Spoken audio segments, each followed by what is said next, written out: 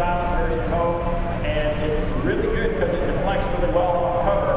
But the best thing I like about this bait is that it's got a very unstable action in the water. What I like about lures, what I like lures to do is have erratic movements in their presentation. So instead of just wiggling back to the boat, it kind of, just on a straight retrieve through open water, it kind of kicks to the right and left, it kind of jumps around. And that's what bass game stands. So I started throwing that bait a little bit, and I caught one bass late in the day. It was just a 2-pounder. I couldn't even use it to cull. But what I learned in that few minutes of throwing that crankbait is that I could make twice as many casts. The spinnerbait is so slow to get a bite. I can make 2 casts to 1 with that crankbait and still fish it real slow, and it helped me find those stumps. I could feel the stumps a lot better, and I was a lot more efficient in finding them. So I go in the first day, I've got 19 pounds, I'm in 3rd place. Aaron is leading with just over 20. I'm right there. I knew right then that I'd have a good shot to win this thing. We're all right in an area about the size of the store, the length of the store, probably not even as big as the store is. It's a giant store, right? And we're not fishing that big an area. There's half a dozen of us there. Going round and round, back and forth, all around. You watch everybody catching them, see what's going on. So the next morning, being boat 1 the first day, I'm the last boat, boat 50, day 2. Well, I know I'm not going to get to go right where I wanted to the day before. I knew Aaron was boat 47, he was going to be sitting right where I started the day before. I get my stuff out and that. I show up 3-hour fog delay. 3 hours of fog. So that gives us a total of 5 hours to fish. That's including running there and getting back. It takes about 15 minutes to get there, 15 minutes to get back. So we got about 4.5 hours of fishing time is all. Short day. Show up, again, same thing. We're there in the fog. Everybody's running all over each other and stuff. I threw a spinnerbait for a little while, just trying to catch those easy ones. And right off the bat, the first bite I get, I had to bump it. Didn't either. Threw it back out there again. Bumped it again. No. Threw it back out there again. Bumped it. And I caught it with some 4-pounder. First fish of the day. Pretty good start. I fished for about the first hour, and I caught 3. I caught 2 small ones on spinnerbait, and I had about 7 more bumping. I said, enough of that. And I picked up a crankbait rod with that little KBD 1.5 right there, black and chartreuse, just like this. I started throwing that, and just starting to be real slow, just like I had to be with the spinnerbait. I throw that crankbait out there, and I hit a stump.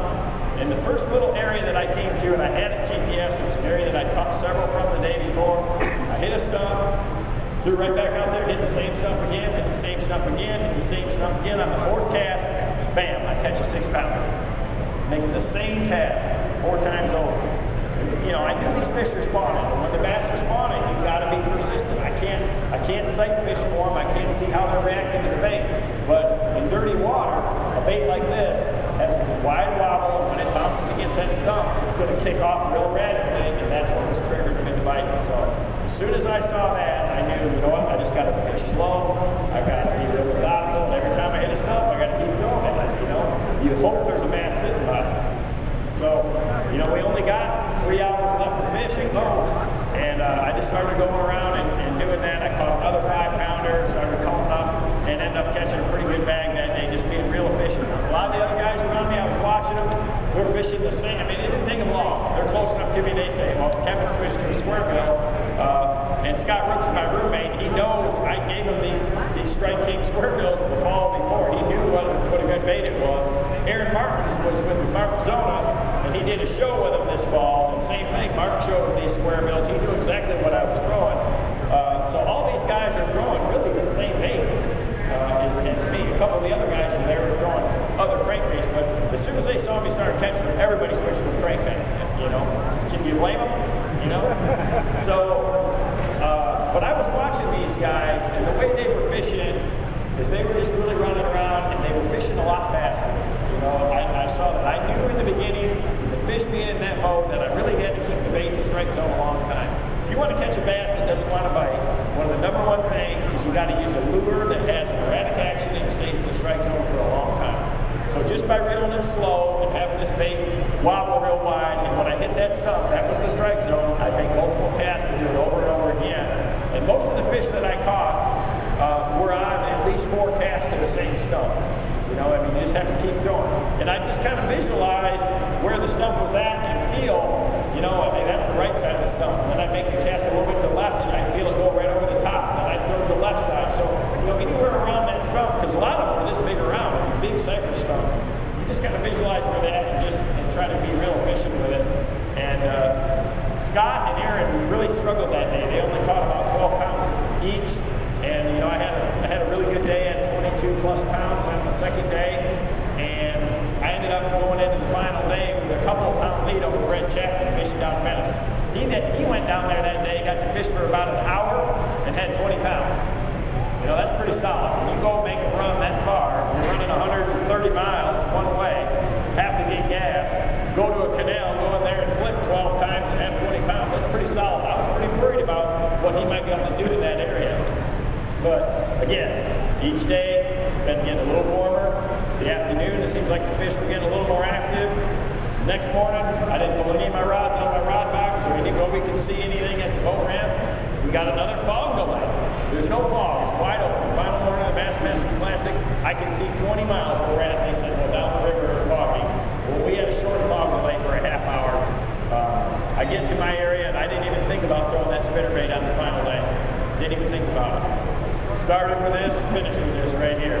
Half hour in, you know, get to make my first cast. It didn't take me very long, about 10 minutes.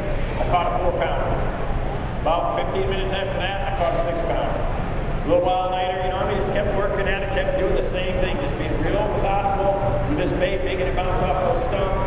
And, you know, by 10 o'clock, I had 25 pounds at the bottom. And then I just commenced to just keep catching. It was just one of those dream days because I knew over the guys that I was fishing around right there, I had a 10-pound lead. They'd have to catch a 9 or 10 pounder. Well, I watched them catch a 9-pounder. That made me a little nervous. But I just kept fishing, and I mean, it was one of those magical days where I was throwing back 4-pounders left and right. Just 4-pounder after 4-pounder, 3.5-pounder, 4-pounder. Catch a 4.5, call up a couple ounces. Catch a 4-12, call up a little bit. At the end of the day, I had 5 that were basically all carbon copies and had 28 pounds for the day. And never had a big bite, but I caught a lot of good ones. And same thing again, these guys around me had a pretty good day. Aaron figured it out later in the day. He had 25 or 26 pounds. Remitz had a 9-pounder. He had 20-something pounds. But a lot of the other guys there was 4 or 5 other guys that didn't catch it very well at all. And it was just being really persistent. You know, the most important thing I did was learn to listen to what the fish were telling me by the way they were biting or not biting my baits.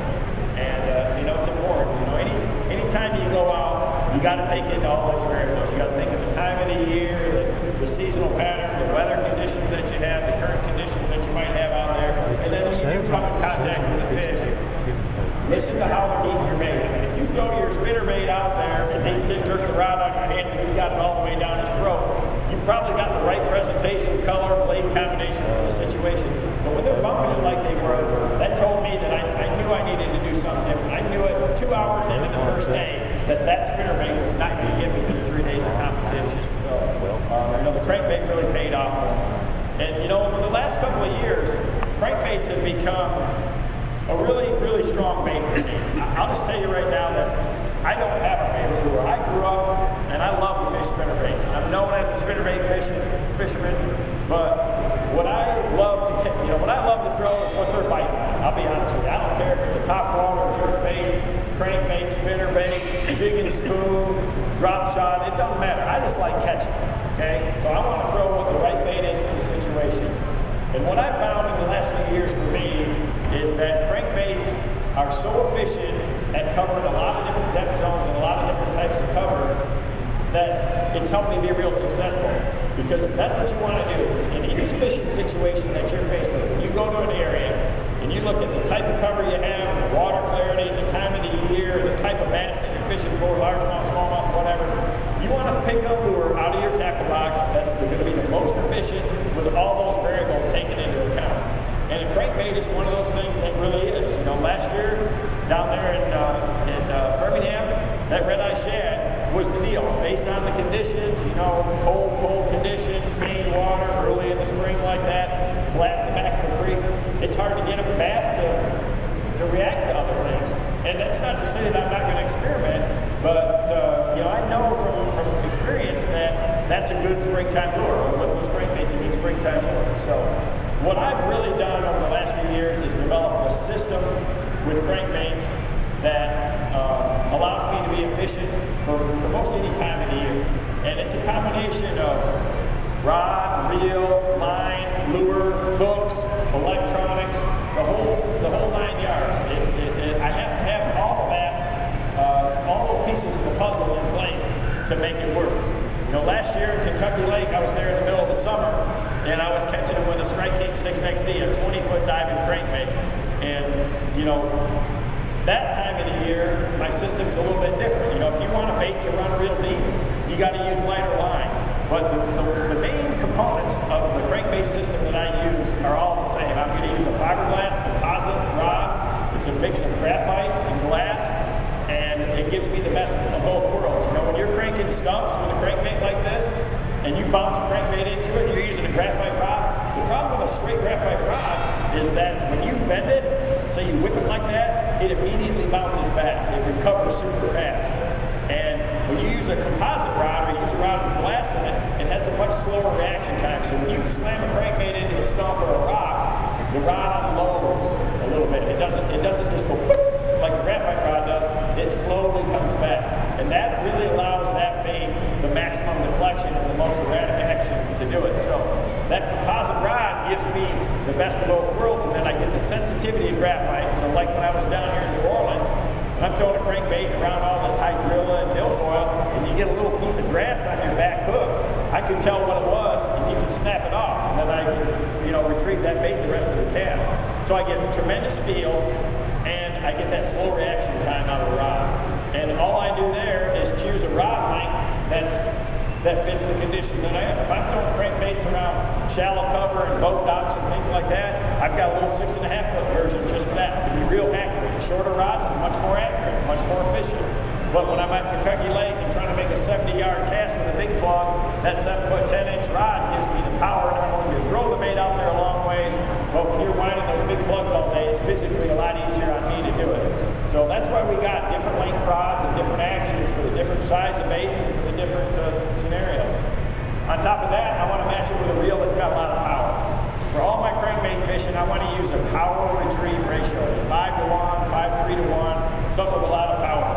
The KVD reels that I developed for Quantum, they have a wider spool to them, and when you match that wide spool with a low gear ratio, it gives you the best of both worlds again. It's not a slow reel, because that bigger spool, when it's full of line, your inches per turn are up like most small reels. My 5-3-to-1 gear ratio brings in the same amount of line as most 6-2-to-1s, but because it's got that lower gear ratio, it's physically a lot easier for you to crank the bait, and it gives you a lot more sensitivity when you're doing it. So these reels with a little bit bigger spool really give you an advantage. Now that low gear ratio is critical. The third part that I think is absolutely paramount and has really changed the way that I crankbait fish is the use of fluorocarbon line. Now, I use Bass Pro XBS fluorocarbon, and you know, I've won 4 Bassmasters Plastics with that line. And I've done it with everything from flipping to spinnerbait to crankbait and jerkbaits, things like that. But that line is phenomenal because it gives you all the attributes that you need for fishing crankbaits. First off, fluorocarbon sinks. So it's going to make your bait run deeper. If you use the same diameter line as you do with a monofilament line that floats, it's going to make your crankbait run deeper just because it sinks.